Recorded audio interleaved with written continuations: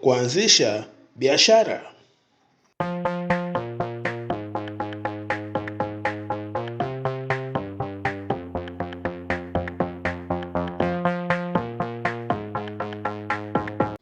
Biashara 10 za kupata 20,000 kila siku. Karibu kwenye wiki yetu ya biashara 10 ambazo unaweza ukaanzisha na zikakuingizia shilingi 20,000 kila siku. Na hii wiki yetu tutakuwa na video 3. Moja ni siku ya Jumatatu kama leo, nyingine itakuwa ni Jumatano na mwisho itakuwa Ijumaa. Bado kuna watu wengi wanaamini kuwa ili uweze kufanikiwa inabidi uwe katika biashara au kuanzisha biashara inabidi uwe na mamilioni ya pesa kama mtaji. Sasa na likija swala la faida kwa siku, tukizungumzia kwa mfano kupata faida shilingi 20,000 kila siku, wengine wanasema ni ndogo, lakini ukweli hii biashara ya kupata faida ya 20,000 kila siku sio ndogo. Ni kubwa, kwa sababu 20,000 ukizidisha kwa 30 ni 600,000. Sasa 600,000 kwa mwezi, huo ni mshahara wa university graduate, na fikiria huo ni mshahara, hii ni faida. Kwa hiyo inawezekana kuanzisha biashara ya mtaji mdogo na ukapata faida ya shilingi 20,000 kila siku. Sasa tuna biashara 10 na leo tunaanza na biashara 4. Na Jumatano tutazungumzia biashara 3 na Ijumaa tutamalizia biashara 3. Sasa tuanze na biashara ya kwanza, nayo ni biashara ya chapati. Sasa hii biashara ya chapati kweli inaweza kukupa 20,000 kwa siku? Hii biashara ya chapati inaweza kuonekana kama biashara ya kawaida, lakini ina faida ya kichaa ukijua hesabu zake. Chakula ni hitaji la msingi na Watanzania wanapenda chapati asubuhi, mchana na hata jioni. Sasa jinsi ya kuanza, unaanza na mtaji wa shilingi 100,000 au hata chini ya hapo. Unahitaji ngano, mafuta, mkaa na frying pan. Usitumie pesa nyingi hapa. Anza na vitu vya msingi ulivyo navyo nyumbani kwako. Sasa kwa nini inalipa? Piga hesabu hizi. Mfuko mmoja wa ngano na mafuta unaweza kutoa idadi kubwa ya chapati. Lengo lako ni kuuza chapati 50 tu kwa siku. Ukishauza chapati moja kwa shilingi 500 na gharama za kuandaa chapati hiyo ni kama shilingi kati ya 100 mpaka 200, unabaki na faida ya takribani shilingi 300 mpaka 400 kwa kila chapati. Ukipata faida ya shilingi 400 kwa chapati moja, ukizidisha na chapati 50, unapata shilingi 20,000, na hii ni faida safi kabisa. Siri hapa ni eneo. Usikae sehemu ambayo haina watu. Weka meza yako karibu na kijiwe cha bodaboda, karibu na shule au maeneo ya ujenzi. Watu hawa wanahitaji nguvu na chapati ni chaguo la kwanza. Ukiongeza na maharagwe au chai ya rangi, hiyo 20,000 unaipata kabla ya saa 4 asubuhi. Kumbuka, usione aibu. Watu wengi wanasema hii ni kazi ya mama ntilie, lakini mimi naona ni fursa ya himaya yako ya kifedha. Anza na kuuzia marafiki, majirani na wafanyakazi wenzio.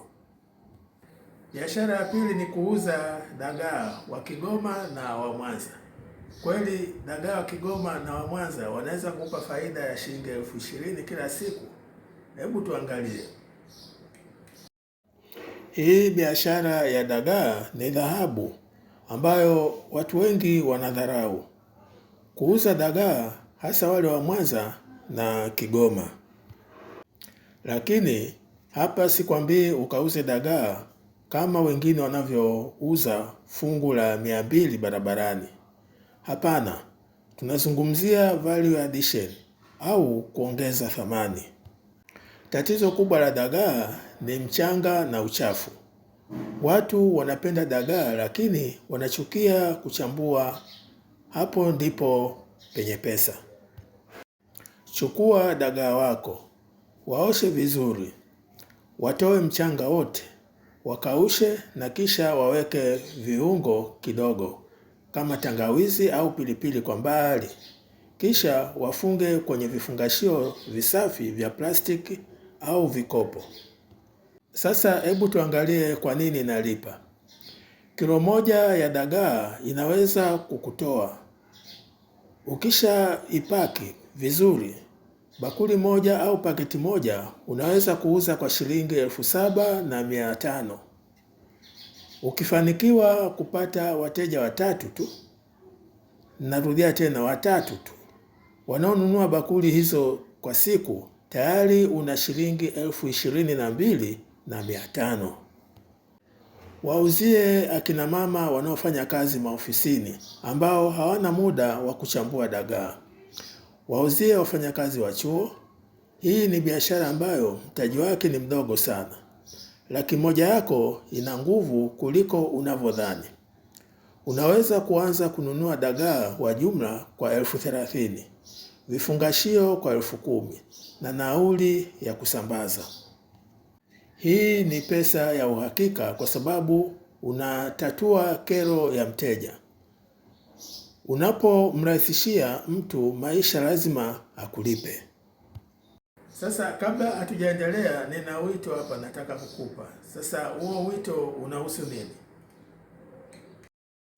Kabla hatujaendelea na biashara ya tatu ambayo ni maarufu sana, lakini watu wanakosea jinsi ya kuifanya, nina ombi moja. Gonga hicho kibatani cha like kwa nguvu zote. Hii inasaidia video hii kuwafikia Watanzania wengi zaidi wanaotafuta kujikwamua. Na kama hujasubscribe, usiogope. Jiunge na familia yetu sasa hivi. Na washa hicho kikengele kwa sababu hutaki kukosa sehemu ya pili siku ya Jumatano na sehemu ya tatu siku ya Ijumaa. Umefanya hivyo? Asante sana. Biashara ya tatu ni genge la kisasa, sio yale magenge ya kizamani. Sasa hili genge la kisasa linaweza kukupa faida ya 20,000 kila siku. Sasa tuangalie biashara ya tatu ambayo ni genge. Najua utaniambia, Mr. Mwambola, kila mtu ana genge mtaani kwetu. Ni kweli, lakini wengi wanafanya kwa mazoea. Watu wengi wanasema genge halilipi. Wanapata pesa ya kula tu. Mimi naona wamekosea. Siri ya gengeni ni turnover au mzunguko wa bidhaa. Usijaze vitu ambavyo vinakaa wiki nzima. Lenga vitu vinavyoenda kila siku. Nyanya, vitunguu, hoho, karoti na mboga za majani. Kwa mtaji wa shilingi 100,000 unakwenda sokoni kama vile Ilala au Mabibo kwa hapa Dar es Salaam. Asubuhi na mapema unanunua mzigo wa jumla. Mfano, fungu la nyanya la jumla linaweza kutoa mafungu madogo madogo 15 mpaka 20 ya kuuza rejareja. Sasa hesabu iko hivi. Kwenye kila batch au fungu kubwa la bidhaa unalonunua, lengo ni kupata faida ya shilingi 2,500 mpaka 3,000. Ukiwa na bidhaa 5 tofauti, yaani nyanya, vitunguu, viazi, matango, hoho na kadhalika, na kila moja inakupa faida hiyo ndogo, jumla unapata faida ya shilingi 15,000 mpaka 20,000 kwa siku. Cha muhimu hapa ni usafi na mpangilio. Genge lako lisiwe na inzi. Osha bidhaa zako. Nyunyizia maji zionekane ziko fresh, yaani hizo mboga. Tabasamu na wateja ni muhimu. Ukifanya hivi, utashangaa jinsi wateja watakavyoacha magenge mengine na kuja kwako. Na usisahau huduma za ziada. Waambie wateja wako, naweza kukuletea mzigo nyumbani. Hiyo ni delivery ya mtaa kwa mtaa. Biashara ya 4 na ya mwisho kwa siku ya leo ni uuzaji wa matunda yaliyokatwakatwa. Wenzetu wa mambo ya Kiingereza wanakwambia fruit salad. Sasa hii fruit salad inaweza kukupa faida ya 20,000 kila siku. Sasa hivi kuna wimbi kubwa la watu kujali afya zao. Watu wanataka kupunguza vitambi, wanataka ngozi nzuri, lakini ni nani ana muda wa kununua tikiti zima, kulibeba na kulikata ofisini? Hakuna. Hapa ndipo unapoingia wewe. Nunua tikiti maji kubwa moja kwa shilingi 3,000 hadi 4,000. Nunua mapapai mawili na machungwa. Ukikata tikiti hilo vizuri, vipande vidogo vidogo, na kuweka kwenye vile vikopo vya plastiki, yani vya take away, tikiti moja linaweza kutoa hadi vikopo 10 hadi 15 kulingana na saizi. Kikopo kimoja cha mchanganyiko wa matunda kinauzwa kuanzia shilingi 1,000 mpaka shilingi 2,000 mtaani au maofisini. Sasa hebu piga hesabu. Ukiuza vikopo 20 tu kwa shilingi 1,000 tayari una 20,000. Gharama ya matunda hayo kwa vifungashio haiwezi kuzidi 7,000 au 8,000.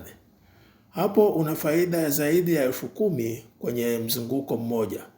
Ukifanya mizunguko miwili asubuhi na jioni, 20,000 yako iko mfukoni mapema sana.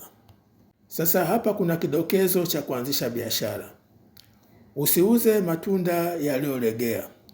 Tafuta matunda matamu, na unatengeneza faida kubwa zaidi ukiongeza vitu vidogo kama vile toothpick ya kulia tunda na chumvi kidogo pembeni.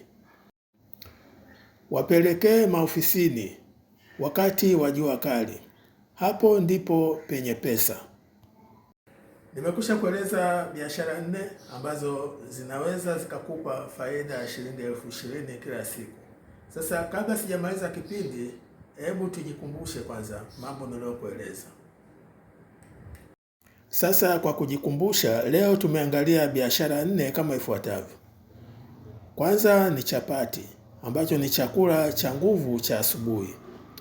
Pili ni dagaa wa kusafishwa, ambao unaongezea thamani. Tatu ni genge la kisasa, ambapo lina mzunguko wa haraka. Na 4 ni matunda yaliyokatwa. Sasa hapa ni habari ya afya na urahisi. Kati ya hizo biashara 4, ni ipi imekugusa zaidi?